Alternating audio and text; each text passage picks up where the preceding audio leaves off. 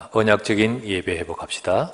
사무엘하 24장 15에서 25절 말씀을 갖고 재앙을 거치게 한 다윗의 제사라는 제목으로 우리 함께 예배 드리겠습니다. 지금 인터넷 예배로 예배 드리고 있습니다. 어떤 때보다 더 응답받는 예배 되기를 주의 이름으로 축원합니다. 임시로 드리는 예배다, 대체해서 드리는 예배다, 그것도 아니겠지요. 하나님께서 이렇게 예배 드림으로써 우리 각 가정에 하나님의 특별한 계획이 이루어지기를 바랍니다. 거기서 번제와 화목제를 드렸더니 이에 여호와께서 그 땅을 위하여 기도를 들으시며 이스라엘에 내리는 재앙이 그쳤더라. 이 응답이 우리 이 나라에도 있어야겠고 전 세계도 있어야겠고 특별히 우리 각 가정에 이 응답이 있기를 주의 이름으로 축원합니다. 우리가 늘 당연하게 드리는 예배입니다. 우리는 그 자리의 소중함을 다시 한번 가져야 되겠습니다. 예배 드릴 수 있다는 것이 얼마나 큰 특별한 은혜인가. 오늘 본문은 다윗이 시대에 큰 재앙이 임했던 상황이었습니다. 전염병이 이 나라 전체에 임해서 많은 사람들이 죽고 재앙이었죠. 재앙도 하나님의 절대 주권과 절대 계획입니다. 물론 이 전염병에 역학적이고 생리적 이유와 계기가 있을 것입니다. 우리가 보아야 되는 것은 뭡니까? 이것은 하나님의 역사 속에 있고 또 이것도 하나님의 계획 속에 있다는 사실이지요. 이에 여호와께서 그 아침부터 정하신 때까지 전염병을 이스라엘에게 내리시니 라고 되어 있죠. 여호와께서 라고 하셨습니다. 자, 하나님이 다윗을 참 기뻐하십니다. 피하시고 다윗을 왕으로 세우시고 증언하여 이르시되, 하나님이 증언합니다. 뭐라고 합니까? 내가 이 세 아들 다윗을 만나니 내 마음에 맞는 사람이라, 내 뜻을 그를 통하여 다 이루게 할 것이다 라고 했던 것이 다윗이었습니다. 그 언약의 사람, 또 그 언약의 이스라엘 나라인데 왜 재앙을 내리시는가요? 이제 그 이유를 우리는 앞으로 우리 또 금요일날 좀 더 찾아보겠습니다만은, 오늘 우리가 보아야 될 것은 이 재앙에 하나님의 계획이 있고 하나님이 주관하고 계신다는 이 사실. 하나님은 다윗과 이스라엘 나라를 향한 계획이 있었습니다.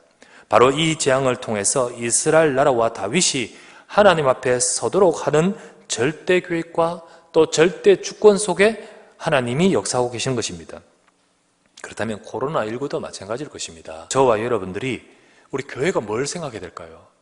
교회가 이렇게 예배 패턴을 바꿀 정도로 이런 상황으로 하나님께서 허락하신 것은 교회를 향한 하나님의 메시지가 있지 않겠습니까? 성도 개인들에게도 마찬가지입니다. 어느 날 찾아온 문제들이 있습니다. 생각지 못한 문제가 올 때도 있습니다. 여러분, 그것을 통해서 하나님의 계획이 있습니다. 하나님이 이 문제를 통하여 날 향해 무엇을 원하고 계시는가? 그렇다면 나는 하나님께서 무엇을 붙들기를 원하십니까? 라고 주 앞에 나설 때 하나님의 역사는 거기서 시작되는 거죠. 두 번째, 그 재앙을 그치게 한 다윗의 제사입니다. 다윗이 백성을 치는 천사를 보고 곧 여호와께 아뢰어 이르되, 나는 범죄하였고 악을 행하였거니와 이 약무리는 무엇을 행하였나이까? 청하건대 주의 손으로 나와 내 아버지의 집을 치소서 하리라. 그때였습니다. 그날에 선지자에게 하나님의 말씀이 임합니다. 18절이죠. 이날에 가시, 선지자입니다, 다윗에게 이르러 그에게 아뢰되, 올라가서 여부수 사람 아라우나의 타작마당에서 여호와를 위하여 제단을 쌓으소서 말했습니다. 왜 여부수 사람 아라우나의 타작마당에서 단을 쌓게 하셨을까요? 성전이 세워집니다. 솔로몬이 예루살렘 모리아 산에 여호와의 전 건축하기를 시작하니 그곳은 여호와께서 그의 아버지 다윗에게 나타나신 곳이요 여부수 사람 오르난의 타작마당에 다윗이 정한 곳이라. 하나님은 이 제사를 통하여 다윗의 삶에 중요하게 회복하신 것이 있습니다. 다윗이 네 중심이 아니라, 우리의 육신 중심이 아니라, 세상 중심이 아니라 이스라엘 나라는 하나님의 언약의 백성은 언약을 잡아야 된다는 겁니다. 나중에 다시 한번 금요일날 더 정확하게 보겠습니다만은 이스라엘 나라는 육신으로 돌아가는 나라가 아닙니다. 여러분과 저는요 언약으로 살아야 될 줄 믿습니다. 교회는요, 하나님 백성은요, 떡으로만 사는 것이 아니요 말씀으로 살아야 됩니다. 하나님은 하나님의 백성들이 나 육신 세상 중심으로 가는 것이 아니라 언약을 잡기를 원하십니다. 하나님은 다윗을 통하여 이스라엘을 통하여 이 세상에 복음을 증거하고 세상을 살릴 제사장 국가로 세워지고 거기에 성전이 세워져서 온 땅에 여호와 이름을 언약을 선포하게끔 만드시고자 하시는데 그거를 우리는 자칫하면 놓치기 쉬운 것이 이스라엘 나라도 그렇고 우리도 그런 거죠. 여기서 드린 피제사는 무엇을 의미합니까? 바로 십자가 예수 그리스도입니다. 히브리서 9장 12절 말씀, 염소와 송아지의 피로 하지 아니하고 오직 자기의 피로 영원한 속죄를 이루사 단번에 성소에 들어가셨느니라. 이분이 누굽니까? 예수 그리스도입니다. 십자가에서 다 이루셨다 했습니다. 십자가에서 우리 인생의 문제를 다 해결하신 것이 그리스도이십니다.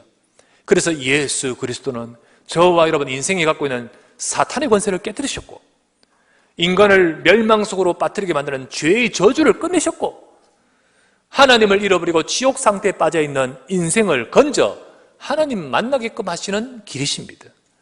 그 예수 그리스도 이 복음만이 우리 인생을 살리고 이 복음을 증거하도록 하나님이 주신 것이 바로 이 다윗과 이스라엘 백성, 언약의 백성입니다.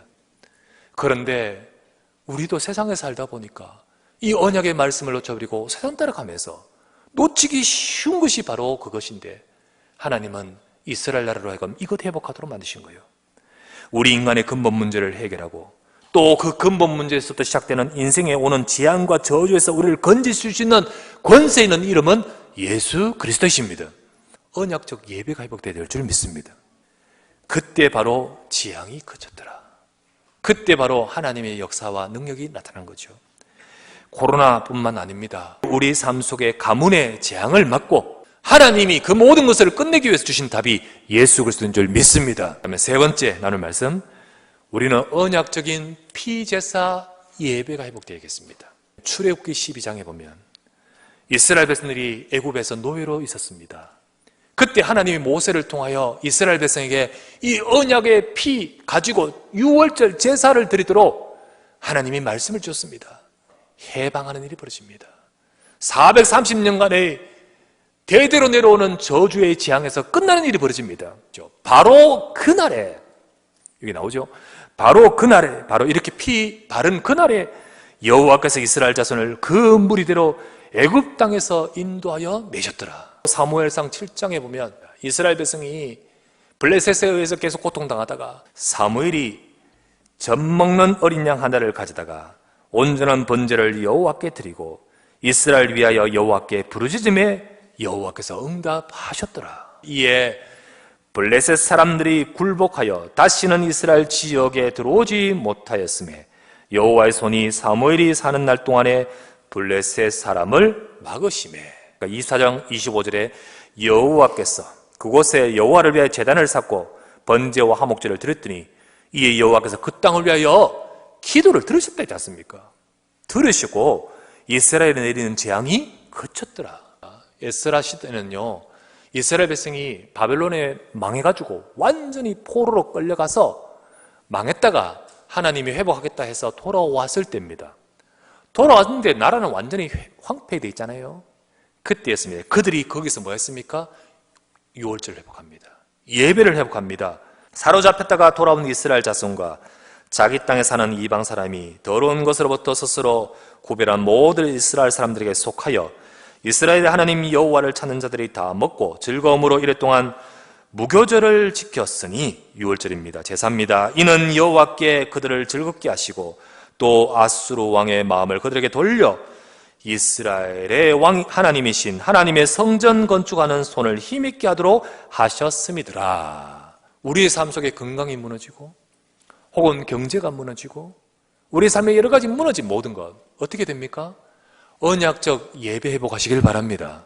그때 어떤 일이 벌어집니까? 하나님이 회복하게 만드셨더라 했지 않습니까? 사도행전 1장 14절에 성도들이 모였습니다. 모였을 때 그들은 뭘 잡았습니까? 이제는 과거의 피제사라는 그런 그림자가 아닙니다. 이제는 뭡니까? 예수는 그리스도입니다.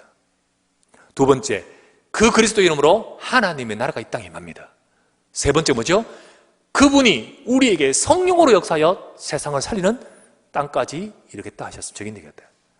그리스도와 하나님 나라와 오직 성령이라는 이 약속을 잡고 마가다라방에 모여서 하나님께 향하여 예배합니다. 사도행전 2장에 성령이 임하시고 말씀이 성취됩니다. 그들은 부족하지만은 땅까지 세상을 살리도록 정인되도록 만드셨습니다. 하나님께서 원하시는 것이 바로 이것이었다는 사실이죠. 교회는 그리스도의 언약을 회복하라. 성도들은 하나님이 주신 언약을 가지고 하나님 앞에 드리는 예배를 회복하라. 말씀을 언약으로 잡으십시오. 그리고 여러분의 삶 속에 현장 예배가 회복되십시오. 시대적, 사회적 지향과 그리고 무엇보다도 우리 개인적인 삶 속에 모든 지향이 그치게 되는 비밀. 우리는 예수가 그리스도의 지형을 붙드시기를 바랍니다. 그리고 정말로 예수 그리스도의 언약과 말씀을 붙들고 나의 삶에 언약적 예배가 회복되시고 나의 삶 속에 전도운동으로 시대 살리는 능력으로 임하게 될 줄 믿습니다.